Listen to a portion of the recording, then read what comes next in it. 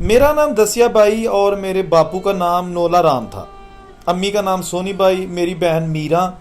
हम लोग भावलपुर के एक गांव डेरा चक नवाब में रहते थे। मेरे वालिद जो कि खेतों में काम करते थे, किसी के ऊंट चराया करते थे।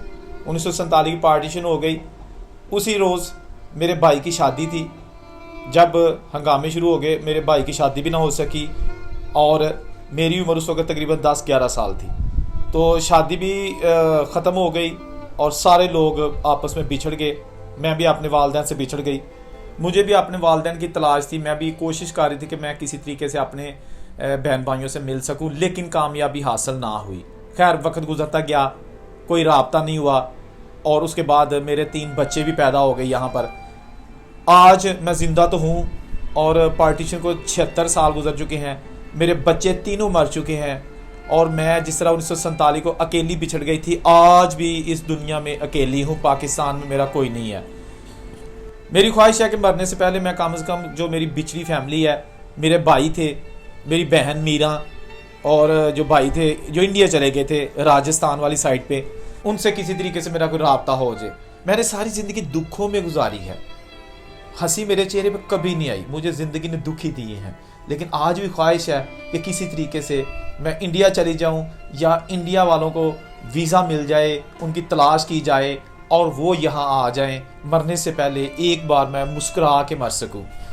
ये माँ जी, इनका जो इंटरव्यू आज से कुछ साल पहले देसी वेड़ा चैनल ने किया था और उसके बाद कुछ महीनों के बाद एक पता चला था कि जी राजस्थान का इलाका मोर खाना है, वहाँ पर इनके भतीजे ज़िंदा हैं क्योंकि इनके भाई तो इस दुनिया से जा चुके हैं और इनकी शायद बहन मीरा भी अभी ज़िंदा है, लेकिन वो भी बहुत उम्रसीदा हो चुकी है।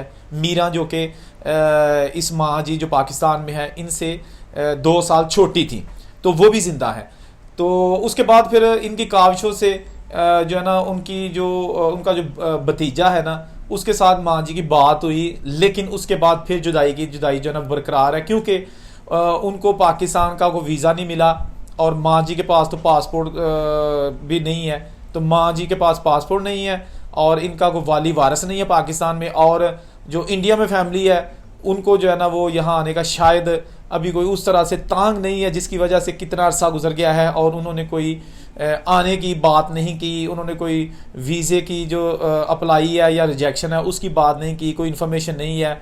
तो मेरा ख्याल है कि जो इस तरह के रिश्ते हैं जिनका जो है ना वो कम से कम आपस में राब्ता हो जाता है फ़ोन के ज़रिए, उनको वीज़ा मिल जाना चाहिए, उनको आपस में रहने का मौका देना चाहिए। दोनों जो गवर्नमेंट्स हैं पाकिस्तान और इंडिया की, इनको जो वाली वारस है एक दूसरे के, उनसे मिलने की खुली इजाज़त होनी चाहिए। जितनी मर्जी चाहे वो पाकिस्तान आ सके, इंडिया जा सके, क्योंकि इससे बड़ा सबूत क्या हो सकता है कि 1947 के बिछड़े अपने प्यारों को पहचान लें, अपने प्यारों को सीने लगाने को तरसें। लेकिन ये हमारी सियासत जो है ना, इसने बड़ा काम ख़राब कर दिया, दोनों मुल्कों में बहुत ज़्यादा ख़राब कर दिया है। ज़रा सी बात के बहाने बनाकर लोगों को वीज़े देने से इनकार कर दिया जाता है। वीज़ा मिलता भी है तो कम से कम 1 महीने का। 1 महीने में आप अपने 75 साल पहले 76 साल पहले बिछड़े ख़ानदान को कैसे मिल सकते हैं, क्या बातें कर सकते हैं।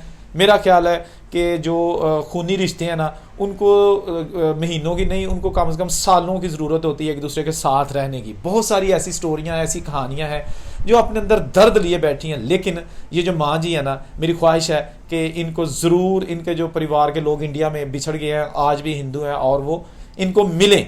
और ये माँ जी आज उनकी राह ताक रही है, तरस रही है ज़िंदगी के दिन पूरे करने के लिए, जो है ना वो अपनी फैमिली को बुरी तरह से मिस कर रही है। तो खुदारा अल्लाह करे कि ये फैमिली जल्द अज जल्द मिल जाए और माँ जी की जो है ना वो आखिरी ख्वाहिश पूरी हो जाए। माँ जी की गुफ्तगू का मैंने लिंक डिस्क्रिप्शन में दे दिया। देसी वेड़ा चैनल पर आप माँ जी की गुफ्तगू जो है सुन सकते हैं। वो पंजाबी लैंग्वेज में है, सराइकी लैंग्वेज है, वो आपको शायद कम ही समझ आए, इसलिए मैंने उर्दू में इसका हल्का सा तर्जमा करके आपकी खिदमत में पेश कर दिया, ताकि पता चले कि एक और अनटोल्ड स्टोरी, एक ऐसी स्टोरी जिसने हर एक को परेशान कर रखा है, वो कम से कम आप तक पहुँच सके। अल्लाह हाफिज़।